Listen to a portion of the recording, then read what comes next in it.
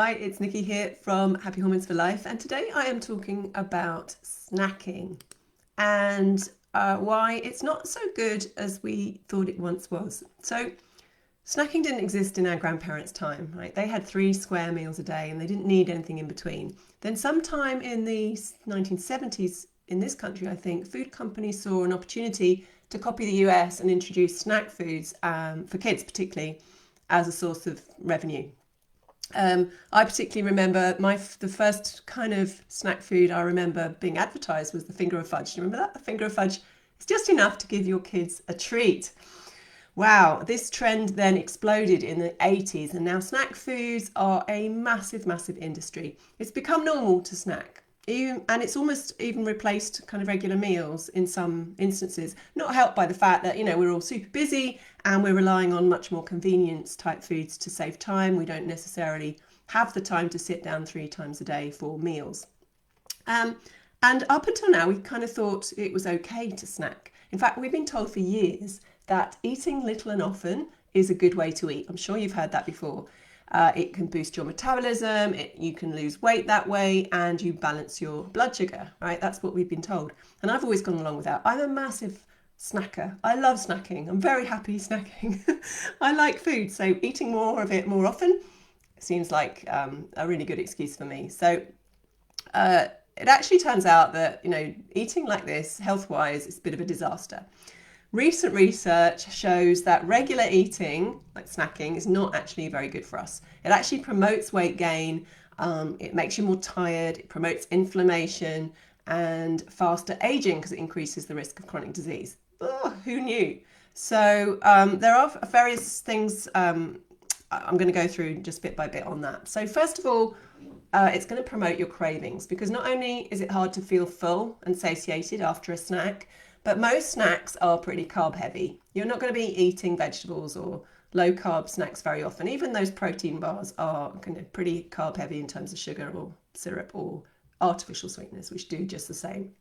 Which means essentially that every time you have a snack, it means your blood sugar is going to be going up more and more often than it needs to generally. And that requires high insulin levels to go and clear that sugar from the blood. Next thing you know, you're on this blood sugar roller coaster. You've got another craving every couple of hours when your blood sugar dips, and you're on that snack roller coaster now as well.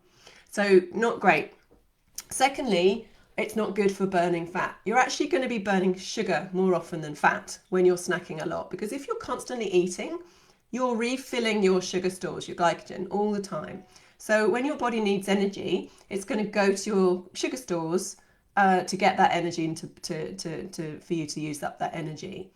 If you rest between meals, so if you go sort of 4 to 6 hours between meals, your sugar stores are going to be depleted. And then when you need that energy, guess what? The body's going to get it from burning your fat instead.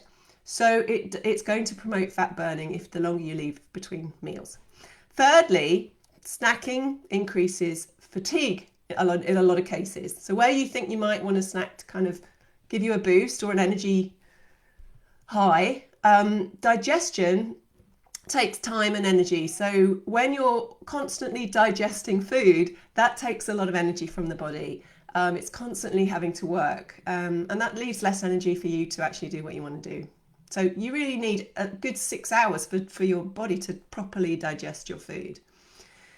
Coming on to digestion, if you're constantly switching on that digestive process, then it can actually make that whole digestion a lot worse. So it can really impair the digesting of your foods, but also the absorption of those nutrients, and then cause a whole host of issues, including constipation and malabsorption and all the things that can entail.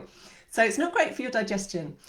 Next on my list is your hormones, right? So what do we know about insulin? It's one of your main hormones. It's a fat storing hormone as well as a blood sugar regulator. So when you've got a lot of insulin going around the body, it can drain your energy, it can mess with your moods because you're going up and down all the time, and it can really destabilize your hormones. And if you're in peri or post-menopause, insulin can be a real key factor in how you're feeling and how you're doing through that transition.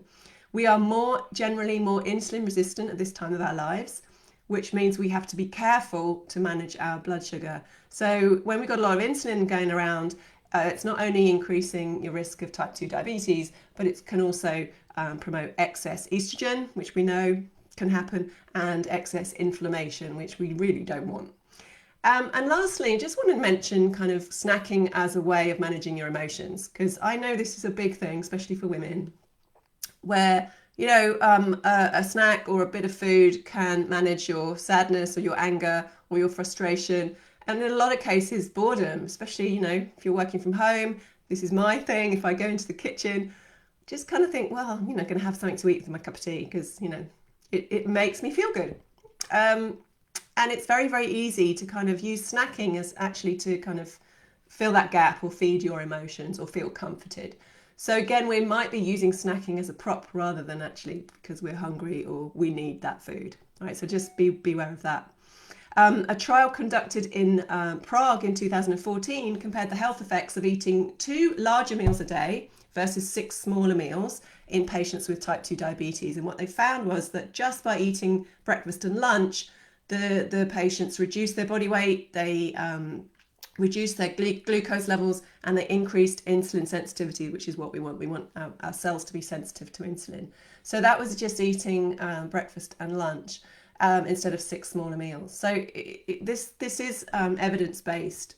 So what should we be doing instead? Well, eating, as I said, 2 or 3 larger meals with that 4 to 6 hour gap in between is actually going to be really healthy for you. So we're talking about making sure that your meals are substantial enough as well. So full of protein, healthy fats, lots of veggies, and those slow burning carbs.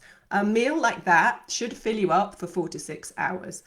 That kind of meal will help to turn off your hunger hormones, give your body a rest, give your digestion a rest, and reduce that insulin impact, and allow your body to actually burn fat between meals instead of just burning that sugar. So the other way to do this is the whole intermittent fasting thing, which is exactly what we're talking about here. It's leaving a long period of time where you're not eating. We know that has huge benefits for your health. Lots of studies on this recently. And I have talked about time-restricted eating in a previous video and blog, where for women particularly, intermittent fasting can be hard if you're doing like the 5-2.